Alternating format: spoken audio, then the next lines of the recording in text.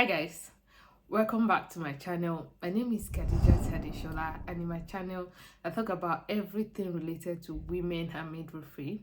So today I'm going to be talking about filling the MEOWS chart in NMC OSCE. So this chart is the only documentation you have to fill or in your assessment station.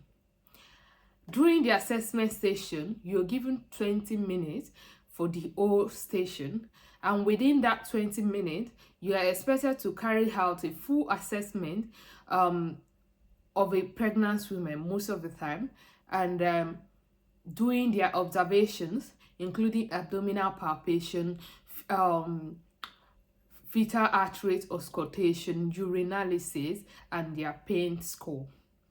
And you are expected to document that using the modified early obstetric warning score chart. Not filling the modified early obstetric warning score chart correctly results in failure, and you may need to go back to rewrite to refill the chart if you fill it incorrectly. So I'm doing this video just to let people understand exactly how you are expected to fill the modified early obstetric warning score chart. So this is the modified early obstetric warning score chart, and I'm going to be filling it during this video. However, these are the ones I use for my practice when I was preparing for OSCE as well. You can see that some of they are filled up, but we're going to fill it together again today. If this looks like what you are interested in, kindly stick around, watch this video till the end, and don't forget to like, comment, share, and subscribe to my channel. If you are currently preparing for your OSCE, then this video is a must watch for you. If you are preparing for the NMC OSCE, please, if you have colleagues as well who are preparing for the OSCE, and don't forget to share this video with them, and don't forget to ask them to please subscribe to my channel. Thank you, and let's begin. So as I said earlier, we'll be talking about filling the modified early obstetric warning score chart, and this is the chart that you're going to be given during your examination. So as you can see, modified obstetric early warning score chart, or modified early obstetric warning early obstetric warning score chart, basically.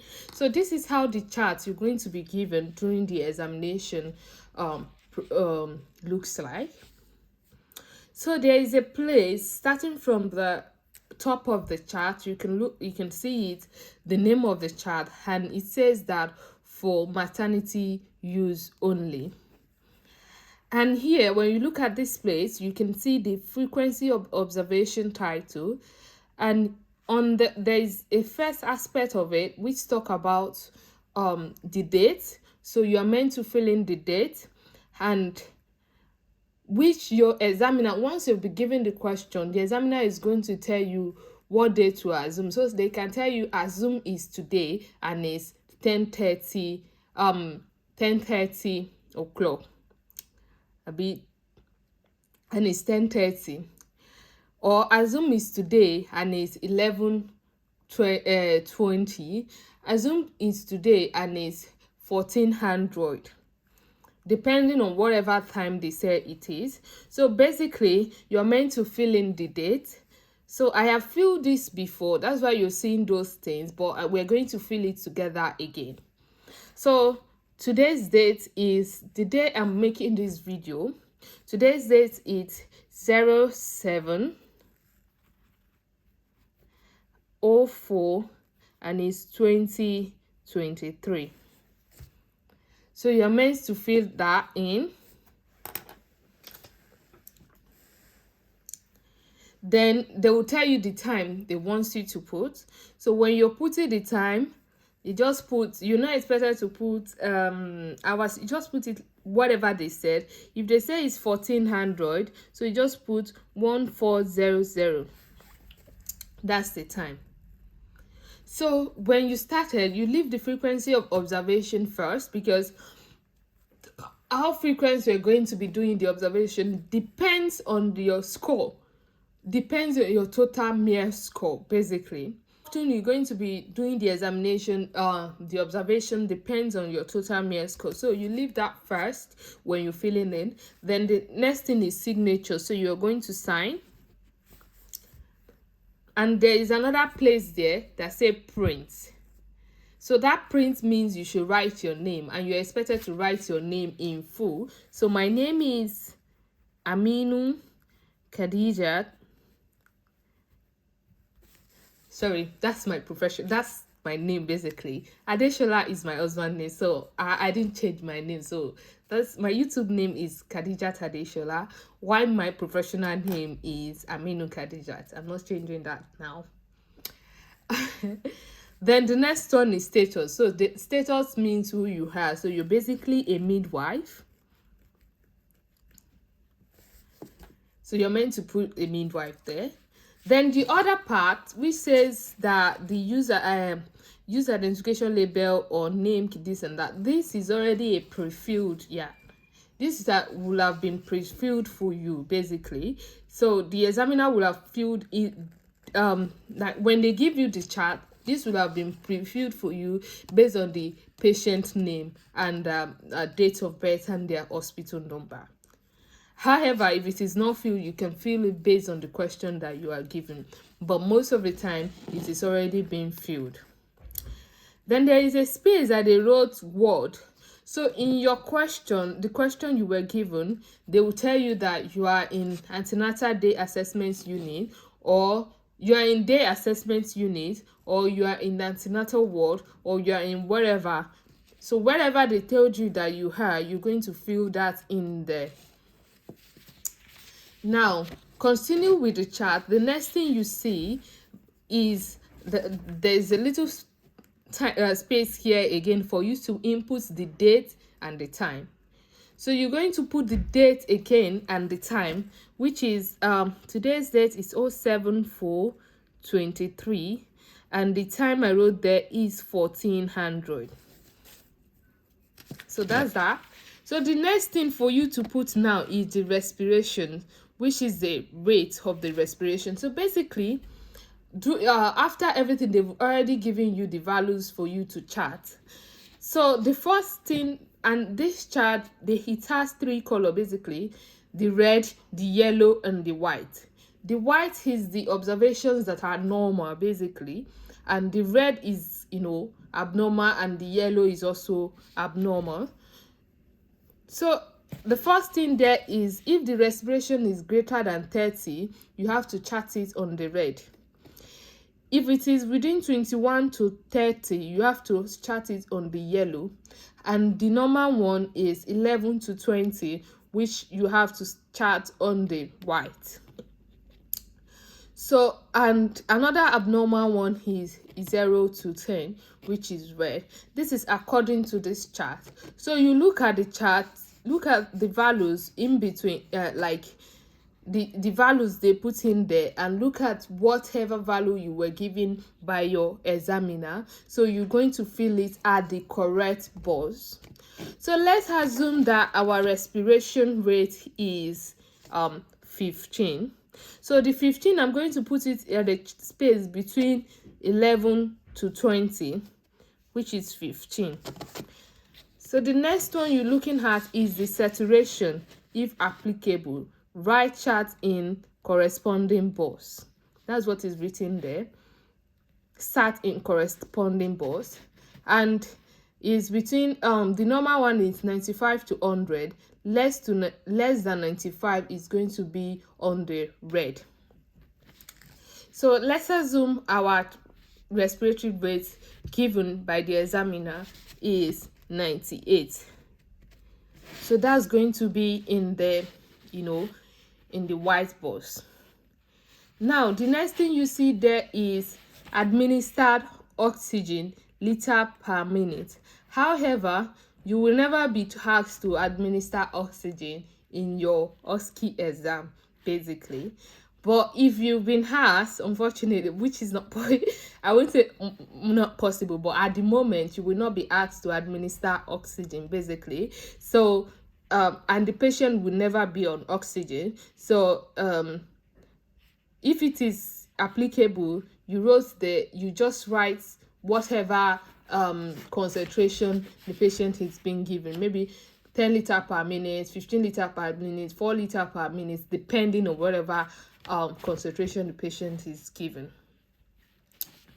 So the another aspect you're meant to fill in is temperature. When you look at the temperature, after writing the temperature, you can see that they put a dot in there. So that's how you're meant to chart the temperature on the chart, like to put the temperature on the chart. You're not expected to write the temperature in number. Like if the temperature is 36.7, you're not expected to write 36.7. You're expected to put a dot at a space you think will be 36.7. So for instance, if your value is 36.7, it means that you're going to put it in between 36 to 7. Just use your discretion. And as you can see again, there is red, there is white, there is yellow, and there is red. Anything from 38 and above is on the red side, and anything from anything below 36 is, on the yellow, is abnormal as well. So let's assume the temperature given to us is 38.2. So that's going to be on the red side, and I'm just going to put a dot there. Somewhere I think it looks like 38.2 basically. Then after that, the next thing you're going to check is the heart rate.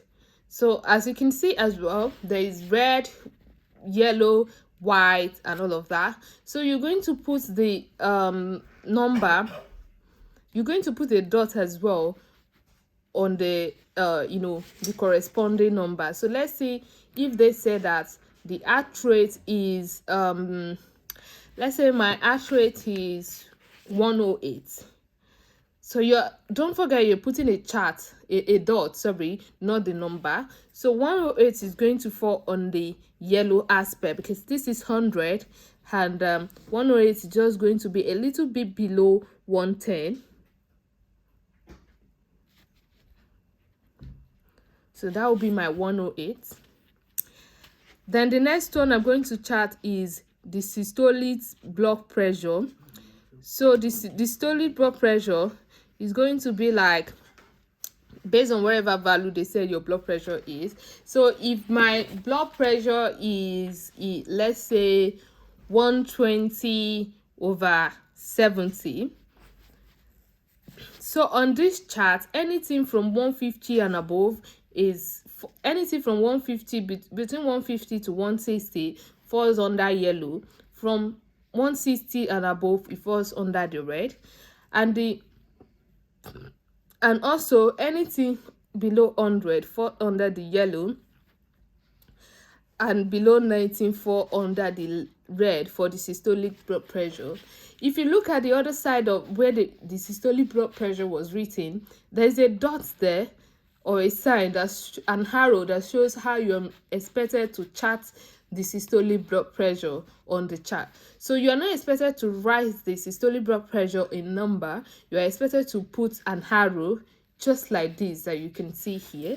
So let's assume my systolic blood pressure is, let's say, 130. So I'm going to put it this way, and I'm just going to put a dot. No, that's what is going to be there. Then now the diastolic blood pressure, let's say my diastolic is 70. So I'm going to put another arrow here. I'm just going to connect them together with a dot. So that's that. Now the next aspect is urine. So that says whether the patient has passed urine or not. And of course, you did urinalysis, so patient will have passed urine, which is yes. So on it, it's already written what you are expected to write. So you are expected to write Y for yes and N for no. Let's say the patient has passed urine, so it's going to be Y. So the next aspect there is proteinuria. So for the proteinuria now, you can see here they wrote 2 pluses is going to be under yellow. 2 pluses and above 3, greater than 3 is going to be on the red. So with this chart, it means if you have +1, you are not expected to chart that here, basically. So if you have 0, if no protein on the urine, then you're not expected to chart anything on this aspect. So let's assume that the protein is 2 pluses. So I'm going to chart it here on the yellow, 2 pluses. Make sure it stays on the yellow, it's not getting to the red aspect. Now, the next part is amniotic fluid. Basically, this is applicable if you are attending to a patient that has already strum when their water has gone or something. So you are meant to assess if they've strum. You're meant to assess if the water is clear, pink, or greenish. If the liquor is clear, pink, or greenish. Most of the time during the examination, the patient's amniotic fluid will be intact, basically, something like that. But just in case that it is not, so you're meant to assess whether it is clear, pinkish, or greenish. So if it is clear, it's already written there that you're meant to write C. If it is pink, you're meant to write P, and that will be the normal. And if it is green, then it's going to be under the red because that is abnormal. It shows that there is meconium in the liquor. So that's for that. Then the next part is neuro response. So it is already written under the neuro response what you are expected to do. So you're expected to tick, basically. So you're expected to mark or tick. Is it mark or tick, you say, under the neuro response? So if the patient is alert, you mark under the alert. If the under the voice, pain, and all of that, so those ones are there. So most of the time during the exam, the patient will be alert because the examiner will be responding to you whenever you ask them questions. So you're going to tick on the alert, which is the clear one.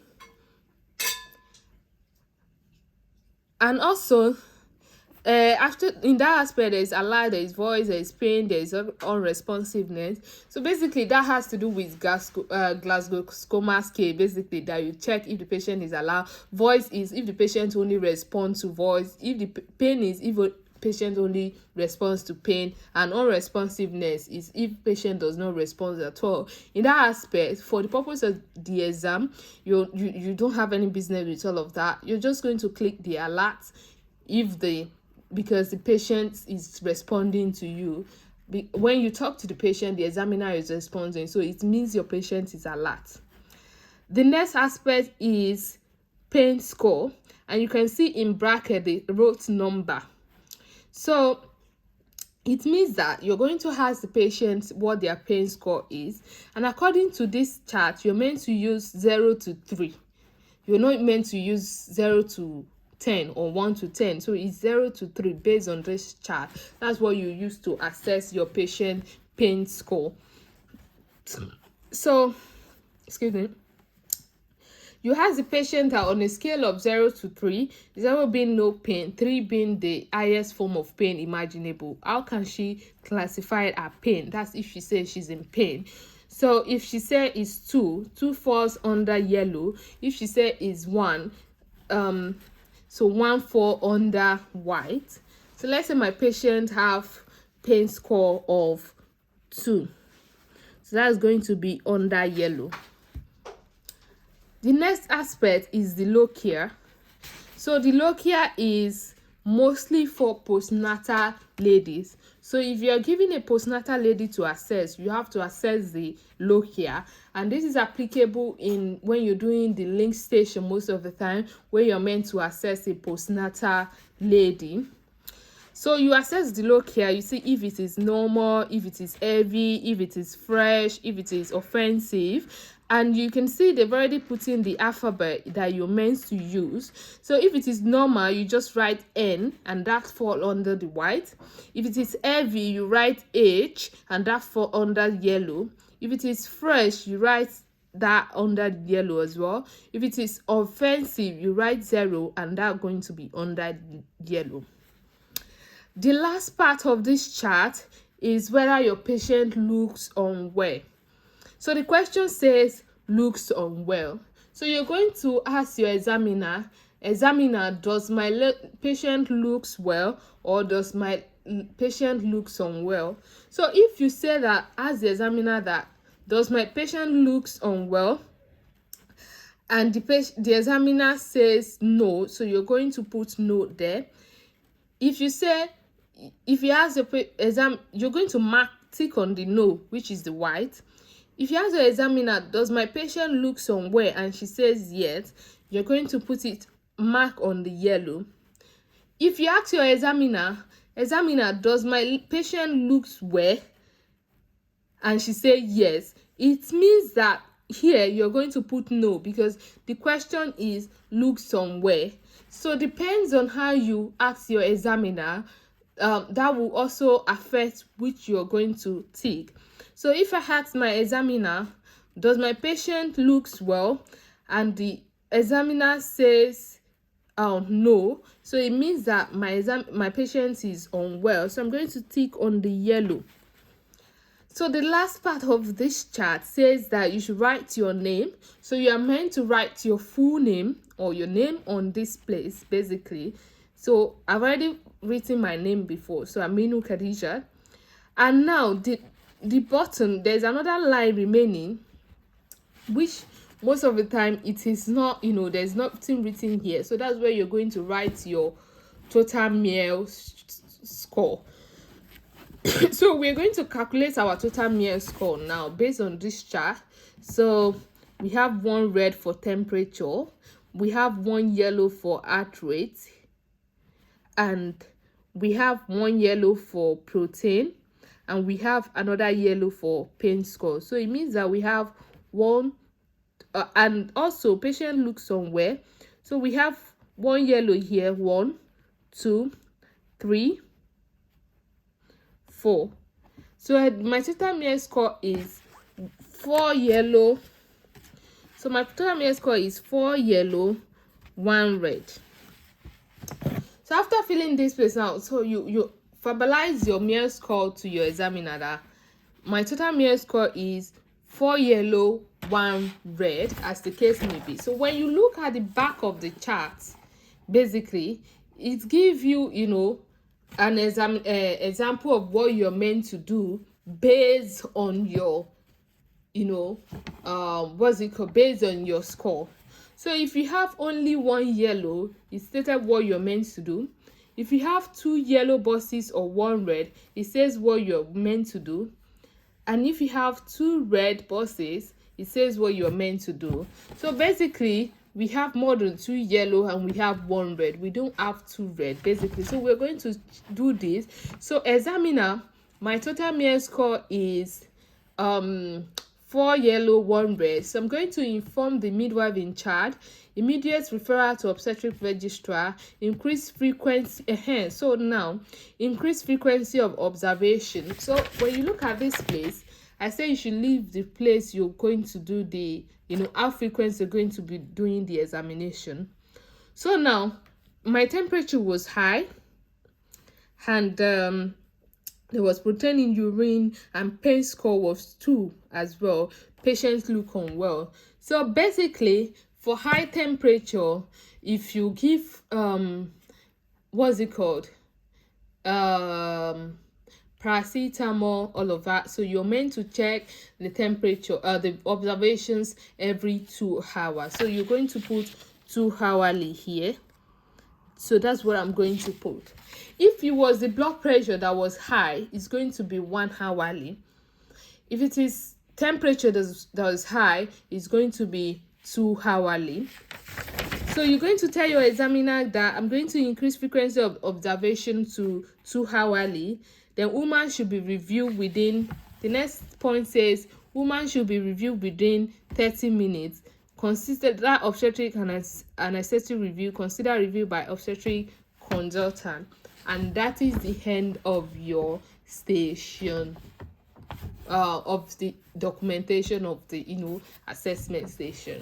So basically, I just talk about filling the modified early obstetric warning score chart. Based on this explanation, if you have any question, don't forget to say that on the comment section, and don't forget to like, comment, share, and subscribe to my channel.